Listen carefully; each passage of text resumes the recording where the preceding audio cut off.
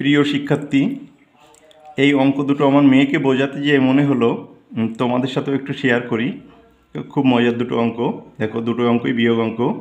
আমাদের কিছু কিছু অঙ্কে এরকম উপরে গোল দেওয়া থাকে। 1 2 3 4 এই সব ক্লাসগুলোতে আমাদের এভাবেই বিয়োগ অঙ্কগুলো করতে হয়। তো আমি অঙ্ক দুটো তোমাদেরকে বোঝানোর চেষ্টা করছি। দেখো, তোমরা ভালো করে ভিডিওটি দেখলে এ ধরনের সকল অঙ্কই তোমাদের কাছে সহজ হয়ে যাবে। দেখো, উপরে রয়েছে 5, এখানে রয়েছে 7।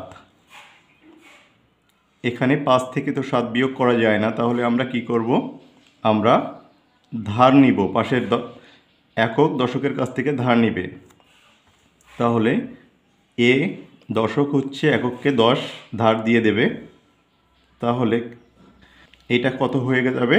এটা হবে, এর নিজের তো 5 ছিল, আরও 10 ধার নিল দশকের কাছ থেকে, তাহলে এটা হয়ে যাবে 15।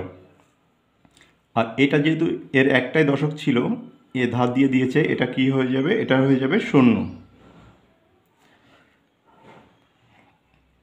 এর নিজের আর কিছু থাকলো না।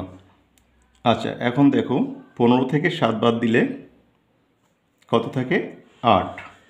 এখন দশকের ঘরের বিয়োগ করতে যে দেখছি এখানে 0 রয়েছে আর এখানে 3 রয়েছে, তাহলে 0 থেকে কিন্তু 3 বিয়োগ করা যায় না। 0 থেকে 3 বিয়োগ করা যায় না, তাহলে এ কী করবে? এ শতকের কাছ থেকে ধার নেবে, কিন্তু শতকের কাছেও দেখো দেওয়ার মতো কিছু নাই, 0 রয়েছে। তাহলে শতক কী করবে? শতক হাজারের কাছ থেকে ধার নিবে। তাহলে এটা হয়ে যাবে 3, 4000 থেকে এটা 3000 হয়ে যাবে। এই হাজার কী করলো? শতককে 10টা শতক ধার দিল। এখন দেখো, এর কাছে শতকের কাছে 10টা শতক রয়েছে, সে কিন্তু দশককে ধার দিতে পারবে। তাহলে এখান থেকে সে একটা শতক দশককে দিয়ে দিল, তার মানে এটা হয়ে গেল 9। আর এখানে 0-র সাথে 10 যোগ করলে এটা হয়ে যাবে 10। এখন দেখো, আমরা তাহলে এই বিয়োগটা কমপ্লিট করতে পারছি। 10 থেকে এখন 3 বাদ দিলে থাকবে 7, 9 থেকে 2 বাদ দিলে থাকবে 7, আর 3 থেকে 1 বাদ দিলে থাকবে 2। পরের অঙ্কটাও দেখো, এখানেও একই সমস্যা। উপরে ছোট সংখ্যা 2 রয়েছে এবং নিচে বড় সংখ্যা 9 রয়েছে। 2 থেকে 9 আমরা বিয়োগ করতে পারছি না, তাহলে একক কী করবে? পাশের জন থেকে ধার নিবে দশকের কাছ থেকে, কিন্তু দশক যে ধার দিবে তার কাছেও তো নেই, সে তাড়াতাড়ি চলে গেল শতকের কাছে। শতকের কাছেও দেওয়ার মতো কিছু নেই, তারও 0। সে চলে গেল হাজারের কাছে, পাশের জনের কাছে তারও কিছু নাই, সেও ধার দিতে পারছে না। তাহলে সে কি করবে? এখান থেকে ধার নেবে। এর কাছে রয়েছে 5, তাহলে এই 5 কী করলো?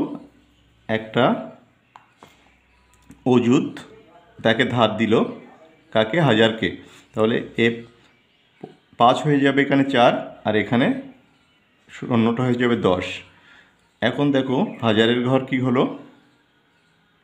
এ আবার একে একটা 10 এখান থেকে একটা হাজার দিয়ে দিল, তাহলে এ নিজে হয়ে যাবে 9,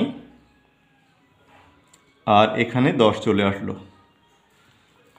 এরপরে দেখো, এ কী করলো? শতকের ঘরের 10 রয়েছে, এখন এ আবার দশককে একটা 10 ধার দিল,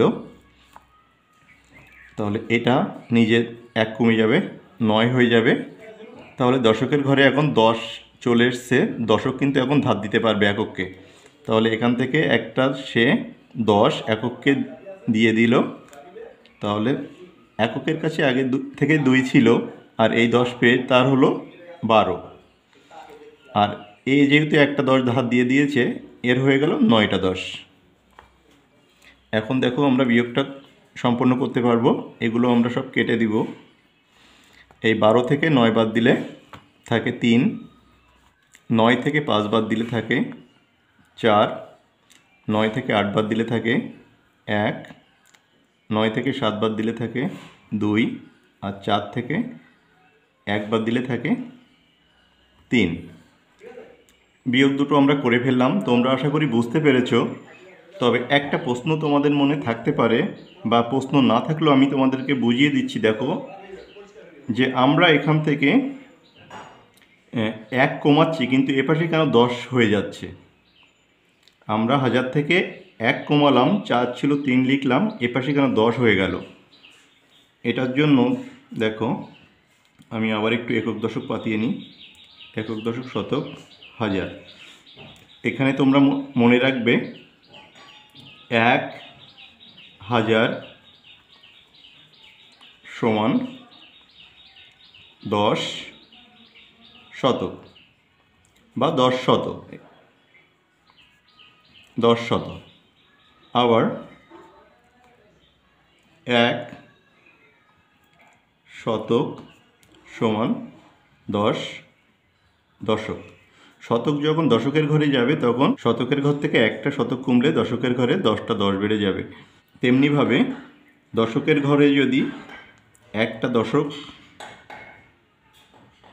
দশক যদি এককে ধার দেয়, সেখানে কি হবে? 10টা একক হয়ে যাবে। অর্থাৎ একটা দশক সমান 10টা একক। সেই জন্য আমরা এখানে 1 কমালেও এখানে 10 বাড়িয়ে দিচ্ছি।